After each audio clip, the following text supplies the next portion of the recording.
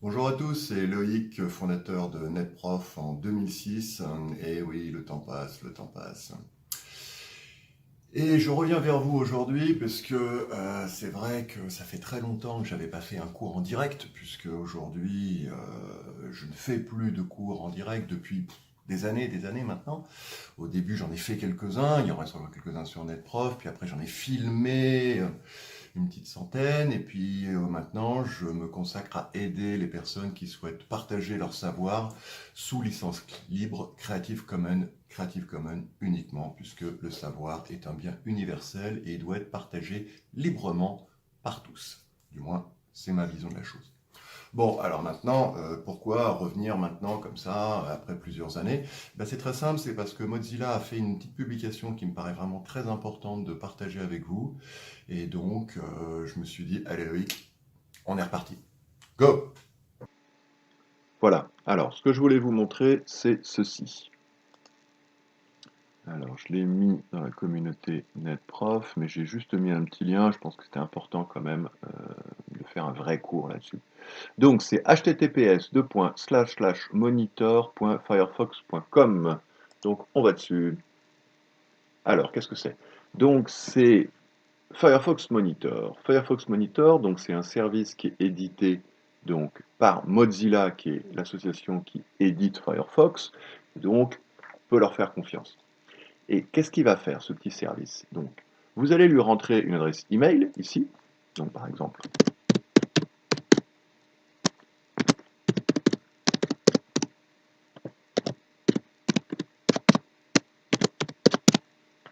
voilà. Et il va lancer un scan. So far, so good. You remember that me happen. Ok, donc ça veut dire quoi? Ça veut dire que l'email que que vous lui avez donné, il a effectué un scan sur les différentes bases de données qui sont aujourd'hui disponibles sur le Darknet, donc pirates, et qui référencent des emails avec en face des mots de passe. Alors bien entendu, ça peut être directement l'email en lui-même qui est piraté, d'accord? Mais ça peut être également un compte que vous avez créé qui utilise cet email. Alors, on va faire les deux cas. Le premier cas, c'est l'email en lui-même. Donc là, vous avez vu, j'ai mis un mail en Gmail. Donc, pour que ce soit piraté, il faudrait qu'il me sorte comme résultat Google. Donc ça voudrait dire que cet email a été piraté chez Google. Par exemple, c'était un email en Yahoo, @yahoo, d'accord? Eh bien, il faudrait qu'il me sorte Yahoo. Et dans ces conditions-là, ça voudrait dire que cet email a été piraté chez Yahoo et donc le mot de passe qui est utilisé est disponible. Donc, il faut changer le mot de passe. D'accord? Ça, c'est si c'est l'email qui a été piraté. Autre possibilité, c'est si on a piraté un compte. Je m'explique. Lorsque je crée un compte, par exemple, pour Dailymotion, hein, eh bien, je vais créer mon compte, et quand je crée mon compte, il me demande un email et un mot de passe. Et donc, si suite à ce scan, il me sort Dailymotion, pourquoi je prends Dailymotion? Parce que c'est ce qui m'est arrivé sur un autre email. Hein. Eh bien, ça veut dire que le compte Dailymotion chez Dailymotion a été piraté, et donc que le mot de passe que j'ai fourni pour créer ce compte associé à cet email a été piraté et est donc public. Vous voyez là où je veux en venir?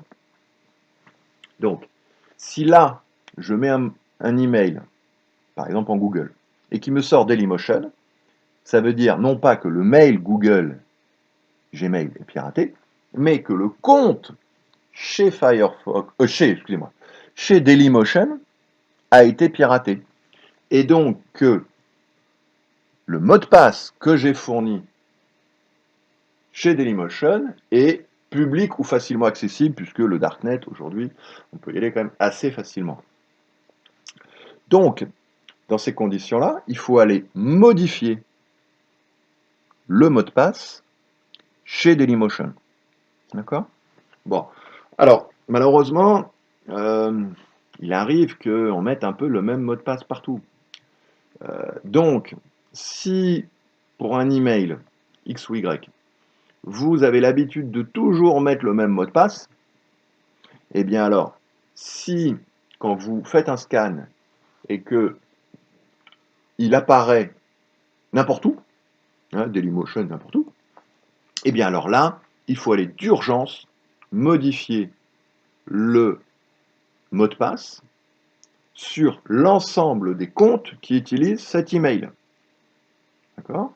Donc, si le même mot de passe, vous l'utilisez sur tous les comptes qui utilisent un email, eh bien, il va falloir aller modifier ce mot de passe sur l'ensemble des comptes qui utilisent cet email, et à commencer par l'email en lui-même.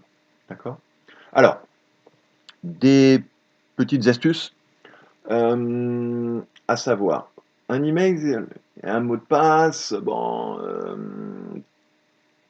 plus il est sécure, mieux c'est évident. Donc, comment on va faire pour obtenir un haut niveau de sécurité? Pour obtenir un haut niveau de sécurité, il va falloir mettre un mot de passe qui est le plus long possible.